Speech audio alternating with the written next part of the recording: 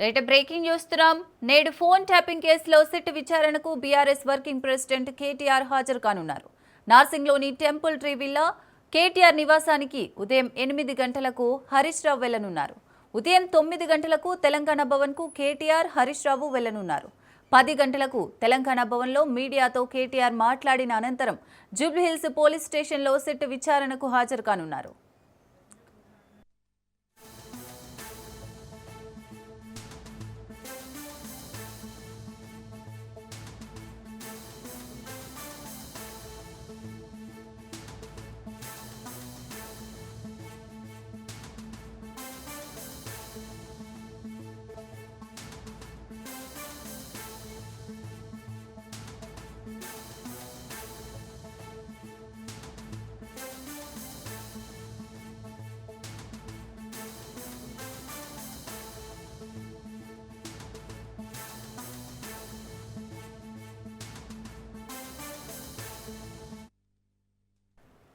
నేడు phone tapping కేసులో SIT విచారణకు బీఆర్ఎస్ వర్కింగ్ ప్రెసిడెంట్ కేటీఆర్ హాజరు కానున్నారు.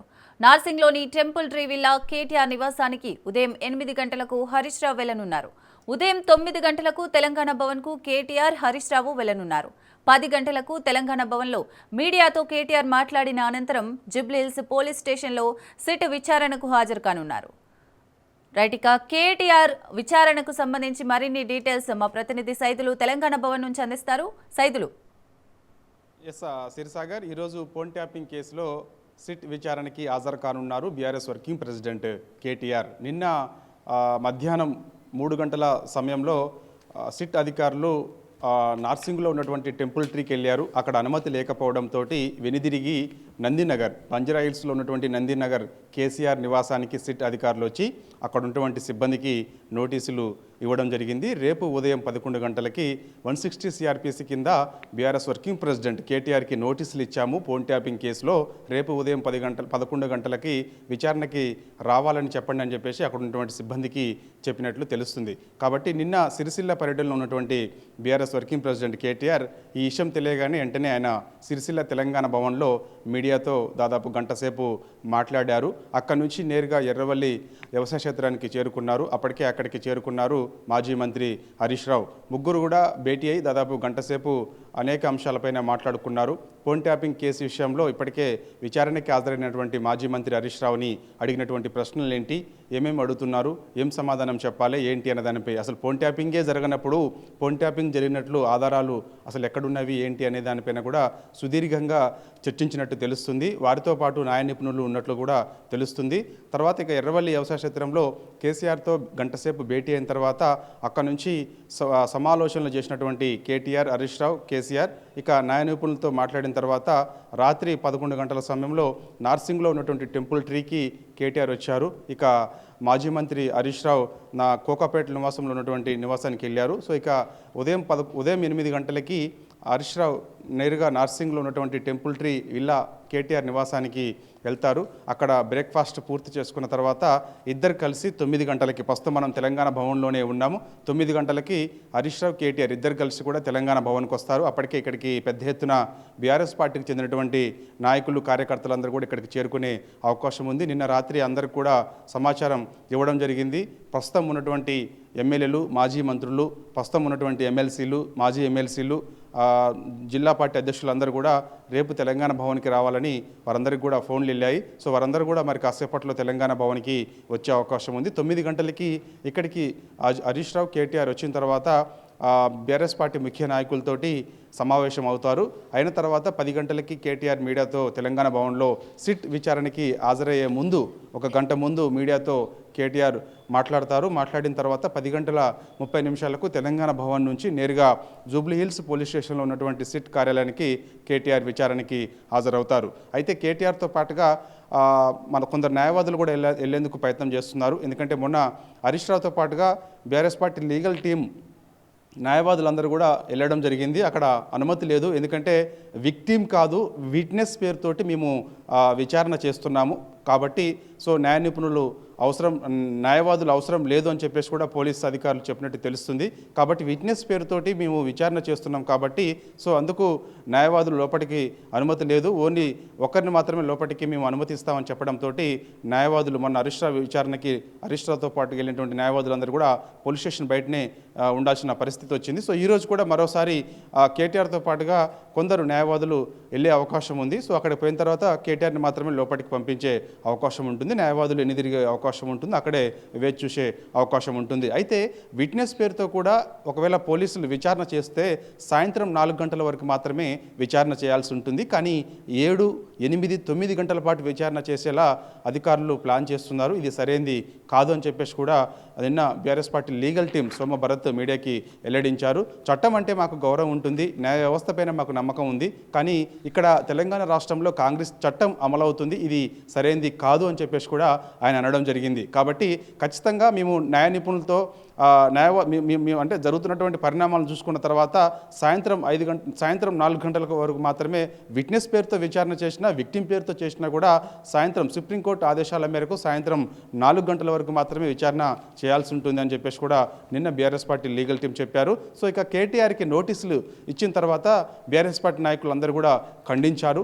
ఎందుకంటే మొదటిగా మాజీ మంత్రి హరీష్ రావు ఎప్పుడైతే కేటీఆర్కి నోటీసులు అందిన సమాచారం తెలియగానే ఆయన మొదటిగా స్పందించారు. మాజీ మంత్రి హరీష్ రావు తీవ్రంగా ఖండించారు. మొన్న నాకు సెట్ పేరుతో నోటీసులు ఇచ్చారు, 7 గంటల పాటు విచారణ చేశారు. సో ఇప్పుడు కేటీఆర్కి నోటీసులు ఇచ్చారు, ఈరోజు ఉదయం 11 గంటలకి విచారణకు రావాలంటున్నారు. ప్రజలు అన్నీ గమనిస్తూనే ఉన్నారు. డైవర్ట్ పాలిటిక్స్కి రాష్ట్ర ప్రభుత్వం, కాంగ్రెస్ ప్రభుత్వం పాల్పడుతుంది. ఇచ్చినటువంటి హామీలు అమలు చేయలేకపోతుంది. ఎందుకంటే 420 హామీలు ప్రజలకు ఇచ్చారు, 6 గ్యారెంటీలు ఇచ్చారు, 100 రోజుల్లోనే 6 గ్యారెంటీలు అమలు చేస్తామని చెప్పారు. కానీ కాంగ్రెస్ పార్టీ తెలంగాణ రాష్ట్రంలో అధికారంలోకి వచ్చి దాదాపుగా 2 ఏళ్ళు అవుతున్నా కూడా ఏ ఒక్క హామీ ప్రజలకు ఇచ్చినటువంటి హామీ అమలు చేయలేకపోతుంది. ముఖ్యంగా రైతులు అనేక ఇబ్బందులు పడుతున్నారు. నిరుద్యోగులు 2 లక్షల ఉద్యోగాలు ఇస్తామని ఆనాడు ఎన్నికల సమయంలో హామీ ఇచ్చారు. కాబట్టి ఇంతవరకు ఒక్క ఉద్యోగం కూడా ఇవ్వలేకపోయారు. మేము ఇచ్చినటువంటి నోటిఫికేషన్లకి ఉద్యోగ నియామకాలకు సంబంధించినటువంటి పత్రం ఇచ్చి మేము ఉద్యోగాలు ఇచ్చామని చెప్పేసి కాంగ్రెస్ పార్టీ చెప్తుందని చెప్పేసి బీఆర్ఎస్ పార్టీ నాయకులు ఆరోపణలు చేస్తున్నారు. కాబట్టి డైవర్ట్ పాలిటిక్స్లో మాత్రమే ఆనాడు గ్రామ పంచాయతీ ఎన్నికల సమయంలో ఫార్ములా ఈ కార్ రేస్ పేరుతోటి ఆనాడు కేటీఆర్ని విచారణకి పిలిచారు. ఇప్పుడేమో మున్సిపల్ ఎన్నికలు దగ్గర పడుతున్న వేళ ఈరోజు రేపో ఎల్లుండో ఈ 3 రోజులలో మనకి మున్సిపల్ ఎన్నికల నోటిఫికేషన్ వచ్చే అవకాశం ఉన్న నేపథ్యంలో మళ్ళొకసారి డైవర్ట్ పాలిటిక్స్ పాల్పడుతుంది. ఎందుకంటే మొన్న గ్రామ పంచాయతీలో దాదాపుగా 40% సర్పంచులు మేము గెలుచుకున్నాం. ప్రజల్లో బీఆర్ఎస్ పార్టీకి ఆదరణ ఉంది. మున్సిపల్ ఎన్నికల్లో కూడా అత్యధిక స్థానాలు బీఆర్ఎస్ పార్టీ గెలిచే అవకాశం ఉండడంతో ఇంటెలిజెన్స్ రిపోర్టు రాష్ట్ర ప్రభుత్వం తీసుకున్న తర్వాత అన్ని చోట్ల బీఆర్ఎస్ పార్టీ గెలుస్తుందని తెలిసిన తర్వాత డైవర్ట్ పాలిటిక్స్లో భాగంగానే ఈ విధంగా మరొకసారి ఫోన్ ట్యాపింగ్ కేసులో కేటీఆర్కి నోటీసులు ఇచ్చారని చెప్పేసి కూడా బీఆర్ఎస్ పార్టీ నాయకులు తీవ్రస్థాయిలో మండిపడుతున్నారు. అందరూ కూడా దీన్ని ఖండించారు. మాజీ మంత్రులందరూ కూడా, మాజీ మంత్రి జగదీశ్వర్ రెడ్డి, మాజీ మంత్రి సింగిరెడ్డి నిరంజన్ రెడ్డి, మాజీ మంత్రి ఏముల ప్రశాంత్ రెడ్డి, మాజీ మంత్రి తలసాని శ్రీనివాస్ యాదవ్, మాజీ మంత్రి సబితాయిందర్ రెడ్డి, మాజీ మంత్రి సత్యవతి రాథోడ్, మాజీ మంత్రి పువ్వాడ అజయ్ కుమార్, మాజీ మంత్రి జోగురామన్న, బీఆర్ఎస్ పార్టీ చెందినటువంటి ఎమ్మెల్యేలు, గ్రేటర్ హైదరాబాద్ పరిధిలో ఉన్నటువంటి ఎమ్మెల్యేలు, బీఆర్ఎస్ ఇఫ్ కుత్బుల్లాపూర్ ఎమ్మెల్యే వివేకానంద గౌడ్, ఎమ్మెల్సీ షంబీపూర్ రాజు, వీళ్ళందరూ కూడా బీఆర్ఎస్ పార్టీ నాయకుడు, బీఆర్ఎస్ వర్కింగ్ ప్రెసిడెంట్ కేటీఆర్కి నోటీసులు ఇవ్వడాన్ని తీవ్రంగా ఖండించారు. కాబట్టి ఖచ్చితంగా మేము న్యాయ విచారణకి హాజరవుతాము. సో ఫోన్ ట్యాపింగ్ ఎక్కడ కూడా జరగలేదు అని చెప్పేసి కూడా వాళ్ళు చెప్తున్నారు. నిన్న సిరిసిల్ల తెలంగాణ భవన్లో నోటీసులు అందిన తర్వాత కేటీఆర్ మీడియాతో మాట్లాడుతూ ఆయన కొన్ని అంశాలు ప్రస్తావనకి తీసుకొచ్చారు. ముఖ్యంగా ఆనాడు ఉన్నటువంటి ఇంటెలిజెన్స్ డీజీగా 2014లో బీఆర్ఎస్ పార్టీ అధికారంలోకి వచ్చిన తర్వాత ఇంటెలిజెన్స్ డీజీగా శివధర్ రెడ్డి అంటే ఇప్పుడు ఉన్నటువంటి డీజీపీగా ఉన్నారు. సో ఆయనని విచారణ చేస్తే అన్ని వాస్తవాలు బయటకు వస్తాయని చెప్పేసి కూడా ఆయన అంటున్నారు. డీజీపీగా 5 ఏళ్ళు పనిచేసినటువంటి మహేందర్ రెడ్డిని విచారణ చేయాలని చెప్పేసి కూడా ఆయన డిమాండ్ చేశారు. ఎందుకంటే పోలీస్ అధికారులకి మేము ఎక్కడ కూడా ఫోన్ ట్యాపింగ్ చేయండి అని చెప్పేసి ఆదేశాలు ఇవ్వరు. వాళ్ళే స్వయంగా తీసుకొచ్చి మాకు కొన్ని సమాచారం ఇస్తారు. వాళ్ళు ఫోన్ ట్యాపింగ్ చేస్తారా లేకపోతే ఇంకేమైనా చేస్తారో మాకైతే తెలియదు. కానీ వారు మాకు మాత్రం రాష్ట్ర ప్రభుత్వానికి ఒక పూర్తి సమాచారం మాకు అందిస్తారు. అది ఏ విధంగా తీసుకొచ్చారు ఏంటి అనేది కూడా మాకు అవసరం లేదు. కాబట్టి ఫోన్ ట్యాపింగ్ జరిగినప్పుడు ఫోన్ ట్యాపింగ్ జరిగిందని మాపైన ఆరోపణలు ఎలా చేస్తారని చెప్పేసి బీఆర్ఎస్ వర్కింగ్ ప్రెసిడెంట్ కేటీఆర్ అన్నారు. అందుకు మొదటిగా విచారణ చేస్తే పోలీసు అధికారులను విచారణ చేయాలని చెప్పేసి కూడా ఆయన అంటున్నారు. సో ఏదేమైనా సరే ఈ యొక్క ఫోన్ ట్యాపింగ్ వ్యవహారం మాత్రం చాలా కీలకంగా మారిందని కూడా మనం చెప్పవచ్చు. ఎందుకంటే బీఆర్ఎస్ పార్టీ అనుకున్నట్టుగానే బీఆర్ఎస్ పార్టీ ముఖ్య నేతలకి తొందరలోనే నోటీసులు ఇవ్వబోతున్నారు ఫోన్ ట్యాపింగ్ కేసు విషయంలో అని చెప్పేసి కూడా అందరూ భావించారు. దానిలో భాగంగానే మొన్న హరీష్ రావుకి ఇచ్చారు. సో ఈరోజు కేటీఆర్ నోటీసులు ఇచ్చి విచారణకు రమ్మన్నారు. సో రేపో ఎల్లుండో మరో కీలక నేతకు కూడా నోటీసులు ఇస్తారని చెప్పేసి కూడా అంటున్నారు. సో ఇక మేబీ కేసీఆర్కే నోటీసులు ఇచ్చే అవకాశం ఉందని కూడా అంటున్నారు. చూడాలి ఇస్తారా ఇవ్వరా అనేది కూడా తర్వాత తెలిసే అవకాశం అవుతుంది. దాదాపుగా తుది దశకి అయితే దాదాపుగా ఫోన్ ట్యాపింగ్ కేసు చేరుకునే అవకాశం ఉంది. ఇప్పటికే 2 ఛార్జ్ షీట్లు దాఖలు చేసినటువంటి